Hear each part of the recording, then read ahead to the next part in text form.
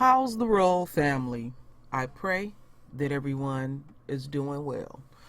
Well, my royal family, this is part 3 of this tragedy of our royal son. I have an article here for the royal family, which is not surprising to me.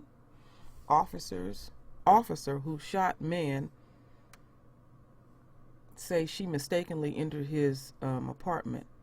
His family doesn't believe it. And this is a very lengthy article.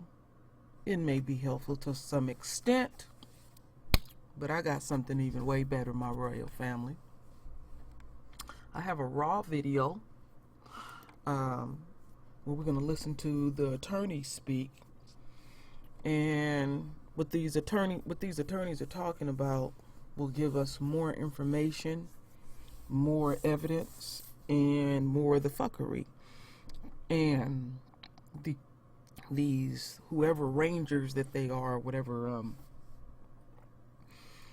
law enforcement division A is, they have displayed who they really is to the core.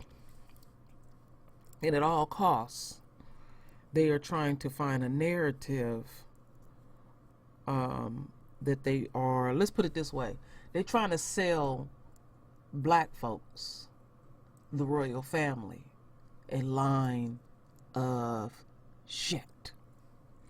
So we're going to listen to the evidence that they have, which was eye-opening. So let's get into it, my royal family. It's slightly over 23 minutes. As an affidavit, that was released. We had have a chance to review the affidavit ourselves and with the family, and quite frankly, there's some things about it that bother us, and some things that we believe independent evidence directly undermines. We're going to start with the fact that from what the family knows, what the family has discussed about Botham John is that he is not the type of person. He's a very meticulous individual, and he's a person who's about his routines. That means when he comes into a room, he makes it a point to close the door behind him. He hangs his keys on a hook. He puts everything in a particular place. In fact, to ensure no one mistook his apartment, the way this officer is claiming to in this case, he went out to find the biggest, brightest red rug and place it right there at his doorstep, so that he could identify and others could identify his apartment. And there's just other things about his routine that don't comport well with the story that's being offered by Ms. Geiger. Most importantly is that we have independent witnesses who have come forward to offer evidence that we believe refutes the claim that the door was propped open. In fact, the evidence that they've provided it seems to indicate that the door would have been closed at the time that Officer Geiger approached the door. The witnesses that we spoke to, and it's been at least 2, and there's been other people that we spoke to directly, and there's been other accounts available on the internet, is that they heard knocking down the hallway, followed by a woman's voice that they believe to be Officer Geiger saying, let me in, followed by a series of knocking, followed by let me in. We shared this evidence with the district attorney's office. At the time that we shared it with them, they were not aware of it. The witnesses came by to speak with the DA's office, and for them, it began to change the direction of how they were looking at the case, and again, flied in the face of some of the narratives that they were hearing at the time. Yeah. This affidavit is very self-serving. Botham John is not here to give his version of what happened because he's dead. Everything we know about this young man, this accountant, this meticulous person, is that he would have locked his door. And what's more logical, those neighbors saying they heard knocking, he opened the door, and she, for whatever reason, shot and killed a person who was in his apartment doing everything he absolutely had the legal right to do. And so we stand firmly that this release of affidavit is some suggestion trying to condone what happened. Give her a break. It's not that bad. Well, it is bad to the Jones family and many sensible people because a young man is dead. He is dead, and we'll never get his version of events. And just to echo what both Lee and Ben have said, we've only had a brief moment to look at this affidavit, but this is what we were afraid of. When a police officer is allowed to stay on the streets for 72 hours and have access to an attorney, this is what we start to see happen, these type of statements. And it's my understanding that this affidavit was drafted by the Texas Rangers. So that was another concern. Why did the Dallas Police Department give it to the Texas Rangers after they had already said they had enough information to charge this officer with manslaughter? So in essence, what they did was they gave this investigation to the Texas Rangers, and they gave this officer an additional day or two to craft up a story that our client is not here to defend. And we have seen this over and over throughout this country, that officers come up with these stories because they have attorneys assisting them with it. But again, we have to remember, he was at his house. She went into his apartment. And she's now trying to make it appear as if this guy was the bad guy, that he was actually out on the streets committing a crime. That's the narrative they want to make. First, we get that officers are in fear of their lives. Now we're getting something that she went into the wrong apartment and this guy would not follow her commands. What were those commands? I didn't see it in the affidavits. It was not very specific at all. It was very broad and very vague, and it leaves room to add additional stuff, which makes us think it's attorneys that have coached this witness. But again, what we know is that had that officer not stepped in to that apartment, Bo would be here today. There is nothing that he did that justified this officer killing him. We don't believe it should be manslaughter. This was an intentional shooting. Intentional shooting, and this officer should be charged with murder. But to get this affidavit now, we're now seeing that they're trying to put this information out to get sympathy from the public, that this poor officer made a mistake. And it's very unfortunate that an affidavit will come out with this type of information when we've been told all along that they did not want to mess with the integrity of this investigation by releasing information, and now this statement comes forward. It's very problematic. If we will, and again, I for one outright reject this affidavit, but if we were to entertain this version of events, it's important to know that when Officer Geiger arrived to that door, she saw, as she alleged, a suspect in her mind that she thought was an intruder. She then began acting as a law enforcement officer. She then began saying, "Hey, put up your hands. Let me see your hands," and giving those commands. And so the idea that this woman was off duty goes away, and now she's behaving or holding herself out as a law enforcement officer, although in the process breaking the law. It's also important to add that this was the affidavit for her manslaughter warrant. In other words, even if we adopted her version of the event, it still provides sufficient probable cause that a crime was committed. But it's the lowest possible crime, and we think that the additional facts that we have, the facts about Botham's processes and routines, about the identifying markers, not only at the front of his door, which would have been the first indicator, but all around his apartment. This is his apartment. This wasn't her apartment, so there wouldn't be the same smell, there wouldn't be the same furniture, there wouldn't be the same lighting patterns. There would have been a number of identifying markers to alert her, including the absence of her dog, which she owned. So if this woman is a dog owner and her dog is not there greeting her, or making any noise that it would seem to indicate to her that maybe she had entered the wrong apartment. Entering the wrong apartment is very difficult to do if you are sober. And we understand that a blood sample was taken, and it may be months before we receive the results of that blood sample. However, the information that we've heard up until this point seems to indicate that she was not under the influence of any drugs, and if she was or alcohol, and if she was in her uniform, it would have been inappropriate for her to be under the influence of alcohol. Therefore, if she's sober, going to that door and missing all of those multitude of markers, including the fact that she was on the wrong floor and entering an apartment that was not hers, then it's difficult to buy that narrative.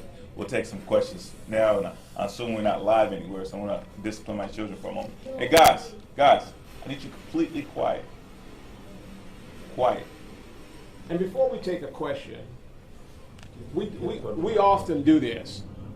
Common sense. When I start really thinking about this, we're on Lamar. The Dallas Police Headquarters is less than 5 minutes away. Training states that if you go to an apartment and the door appears to be open and you thought that there was a burglar, somebody in there, the simple thing would have been to do was to back out and call the police, call for backup. That's what police officers are trained to do. They're not trained, if they thought it was a burglary, they're gonna open the door with your gun out. There was no reason for her at that particular time to go inside that apartment if she thought that someone was in there. She can have just called and asked for backup. If she'd have done the proper thing, officers would have come out there, she would have had backup, and by the time backup got there, she would have been like, wait a minute, this is not even my apartment. She would have known this. That's common sense, right? But what we see now is justification and trying to make excuses. And when you make excuses and you take excuses to the evidence, it just doesn't add up whatsoever. So when we read this and she states that an apartment was open, come on, how many of us, if we got home after 10 and we saw that the door was possibly open, how many people are going to go inside if we thought that somebody was inside? It makes no sense. And this is the reason why at that point that door was open and she went inside with her gun drawn, she no longer was off duty. We can stop that narrative. This was a police officer. This was not an off-duty shooting. She was on duty investigating what she thought was a crime being committed. So no, she was not an off-duty officer. So do you guys suggest that there was a confrontation at the door instead of her just walking in, with the witnesses saying that there was banging on the door? What we're suggesting is that the version of events that is being offered in such a way to mitigate any liability. We don't actually know what happened. We still don't have all the evidence. We know that the evidence that exists contradicts this version of events that seems to offer as little culpability for this officer as possible. And we think it's irresponsible, by the way, for investigators and the district attorney's office, frankly, to only let out this side of the narrative, when even they know that they have evidence, even beyond what we have, that would undermine this story. And so when we've been discussing over the past few days about favorable treatment for law enforcement officers during their investigation, the release of this affidavit, we believe, is an additional indication of that. Lee, if you would, describe in more detail the witnesses, what they said, the tone, as much as you can share. You go first. Okay, so the witness that we spoke to, who are residents of the apartment, and they live nearby this location. Two of them were at their apartment together. One happened to be in a quiet room reading a book, and so she was in the best position to hear things, and she heard a pounding at the door. The other one was in the living room watching TV. She also heard the same pounding at the door. The person, the key witness, essentially, who heard more because she was in a quiet room reading, said she heard pounding at the door, and she heard "Let me in," shouted by "Let me in," at an elevated tone. She heard more pounding at the door, And then shortly thereafter, she heard gunshots. She went in to check with her sister, who happened to also be in the building. That sister told that her sister was outside investigating the gunshots. She grabbed her sister and said, "There's a shooter out there. You need to stay in the apartment complex." The sister says, "No, it's okay. I see a law enforcement officer," meaning this was probably a controlled situation. This person then went out to investigate herself. I missed an important detail. She also heard words. So as she was pounding, and after the gunshots, she heard what she believed to be the voice of a male, what we believe to be the last words of Botham, John, which was, "Oh my God, why did you do that?" And there was nothing heard after that. That was the one who was in the quiet room? Yes. Oh my God, why did you do that? Yeah. And what's very significant about this is these are independent witnesses. They don't have a dog in this fight. They're not coming forth to try to save their freedom. They're just saying, this is what we observed. And in fact, they then go out and they videotape the officer pacing on the phone versus trying to offer life-saving aid to the person who she just shot, who she now realizes that was not her apartment, and she's just shot an innocent man. She's not trying to render aid. She's on the phone doing something, talking to somebody. We don't know exactly who, but we know at some point she did talk to her attorneys, and they started getting the narrative together that seems to the family to be very self-serving and to be contradicted by these independent witnesses who are saying what they heard not only after the shooting, but before the shooting. It's also worth noting that this witness didn't run out and report this to social media. She didn't report it to a law enforcement officer because what she just observed was the behavior that she believed to come from law enforcement officer. She did reach directly out to this family and say that, I'm not interested in having my name out or getting attention from this, but there's information that you should know that I believe, she said she believed at the time contradicted the prevailing narrative that was going forward at the time that this officer stumbled into the wrong apartment, because she knew that she heard knocking at the door, and that's inconsistent with someone approaching an apartment that's both open or one they believe to be theirs. If you believe the apartment to be yours, you don't knock at the door. And the other thing, if the door is open, why are you fidgeting with your keys trying to get in if the door is open? Once you put your key in, it's going to go open if it's truly open. So it just seems to not make sense when you step back and think about it logically. And I'm sorry, I know you have a question, but he brought up an important point, and I think we should all sort of key in on it. Everyone confirms that the officer's key was found in the door. Now, her testimony in this most recent affidavit is that she went into that door not believing anyone was in her apartment. That's not what she went in there. She said she got into the apartment and she saw a shadowy figure. Why didn't you take your key out the door? People don't typically leave their key in the door when entering their apartment. And so that just, among a multitude of other things, it makes no sense. She abandoned her key at the door, went in to look at her apartment, and then found somebody there that she wanted to execute. It's just, there's so many holes in this story. And I wish we could say, and here's what actually happened. We don't know what actually happened. We just know that this story doesn't hold up. Two questions. The witness, did she say at all to you what a feeling that she got about the sense of what was going on, a possible relationship, if there was a sense of urgency? Was there more, I guess maybe the feeling is what I'm trying to describe. Sure. She thought. She described in her words that the voice sound personal, that it sounded desperate, that it was elevated, but it didn't sound like, hey, open up, it's the police.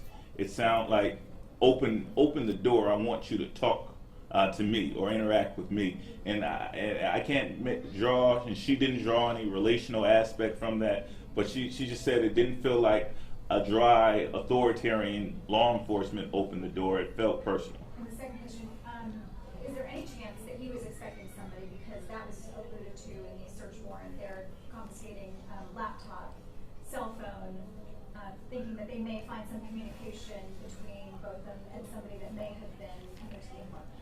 I can say that if he was expecting someone, it is not his habit, his routine, or his character to leave the door open, propped open, in order for them to arrive. They would have to knock or call like any other person in order to enter the property. And that's just based on speaking to the family, who knows his routines well, speaking to his best of friends. And we've spoken to his friends and the people who were talking to him that night. None of them were saying that they were headed on their way over to his apartment. And just to be clear, this witness heard knocking and let me in before gunshots. That's Four correct. gunshots. And to be clear, she also said she heard open up, let me in, which made her think that if she didn't think this was her apartment, why would she be telling somebody on the other side to let me in? It's almost as if this narrative continues to evolve to fit her exoneration. These independent witnesses are saying this is what they heard. And so if you are locked out and your kids aren't working in your door, if somebody's in your house, why don't you call them on the cell phone? It's just so many questions as to if she really believed this was her apartment, why would you be knocking on the door?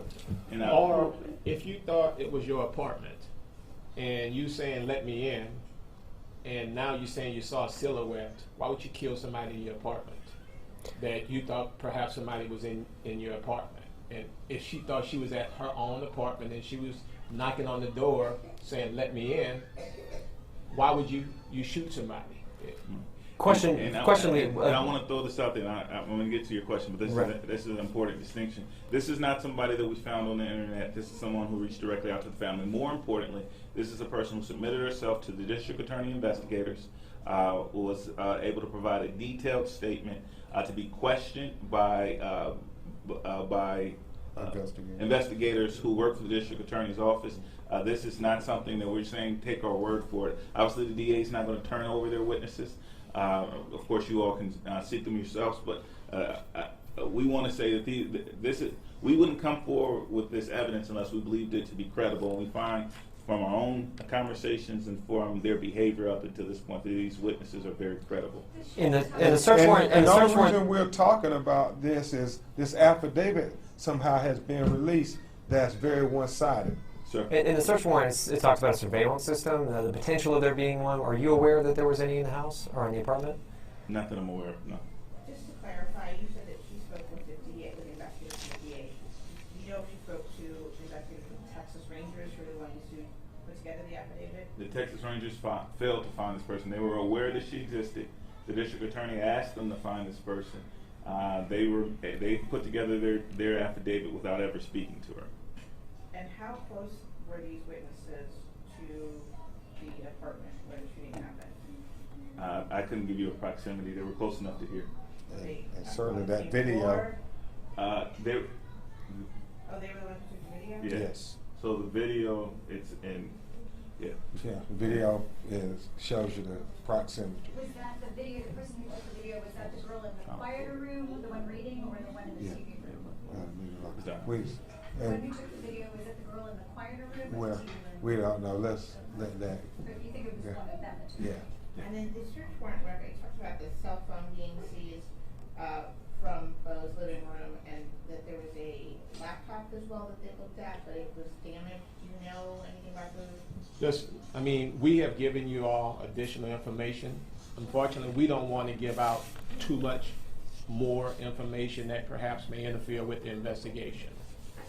We wanted to address this affidavit and some of our concerns with this affidavit and some of the statements that were made by witnesses that contradict this affidavit. But as far as additional stuff that's been confiscated, et cetera, we cannot talk about that type of stuff without risking the investigation. I know you guys have done a lot of press conferences this weekend and today. What was the last thing you guys have heard from Botham's family about this affidavit? Have they had a chance to read it just yet, or have you guys briefed them about it? And what's the reaction? We have briefed them about it. This affidavit offers a narrative that is highly inconsistent with the young man that they knew. and highly inconsistent with the evidence that we have in front of them, and they reject it outright as we do. All right, my royal family. That was an excellent press conference that gave us more insight. Now, I'll tell y'all what more that I know. I found out today that at that particular complex, whatever floor that you live on, you also park on that floor. So she lived on the 3rd floor, he lived on the 4th floor. So the only way you would get that mixed up is you would go to the next floor that you live on or below. However, you know what I mean, my royal family, about that. And it seems with them having, they seem to be a state of the art, because that's the first time I've ever seen a key, electronical key. You have the types like when you go to the hotel. That's state of the art. So I would imagine at a place like that, okay, you park with the level that you're at, and then you're going to always park in the same stall. You're not going to just park anywhere. You're designated a stall. And so that was eye-opening too. We all know this is a pack of lies. Whoever these rangers is, they are already showing the same narrative. We already know the same narrative. And it was just eye-opening to hear the witnesses. And I'm just going to keep it core. Based on this press conference, it seems, based on what little they could give out, is that they knew each other. And that's something that many have been saying. It seems like there was a relationship. I also did hear in my travels yesterday that she would complain about him making noise because they live directly from each other. I mean, it all lines up at the end of the day, my royal family.